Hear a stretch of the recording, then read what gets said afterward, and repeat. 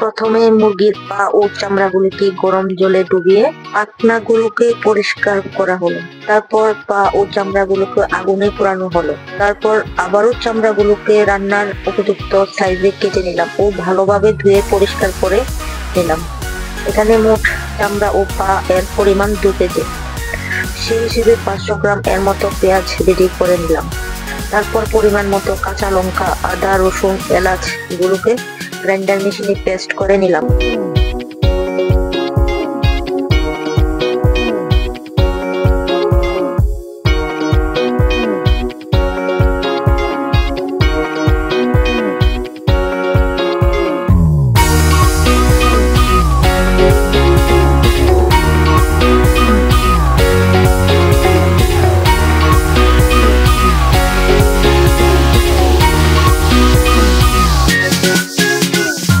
এবার একটি পাত্রে চামড়া, পা, পেঁয়াজ গুলোকে নিলাম। তারপর পরিমাণ মতো হলুদ, জিরা, ধনিয়া, লঙ্কা গুঁড়া, তেজপাতা ও লবণ, দারুচিনি ও পরিমাণ মতো রান্নার তেল দিয়ে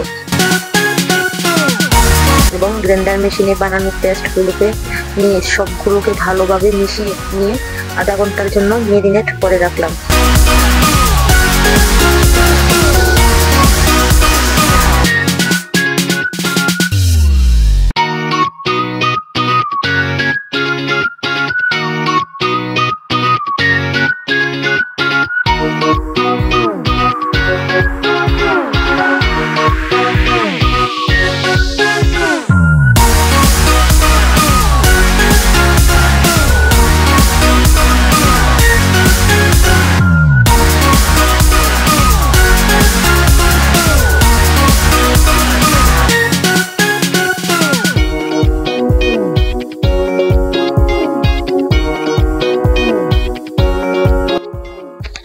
এবার একটা কড়াই গরম করে তার মধ্যে পরিমাণ মতো তেল গরম করে সেই তেল মেথি বাগার দিয়ে মেরিনেট করা চামড়া ও পাগুলোকে কড়াই দিয়ে ভালো করে কষিয়ে নেওয়া হলো।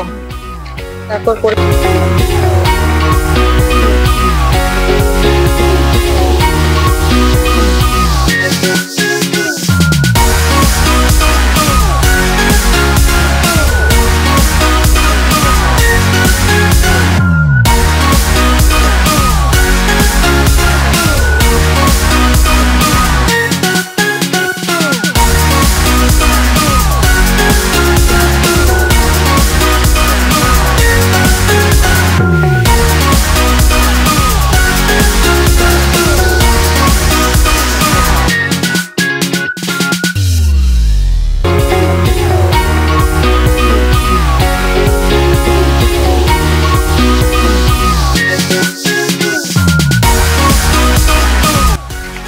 পরিমাণ মতো জল দিয়ে ঢেকে দিলাম 10 মিনিটের জন্য।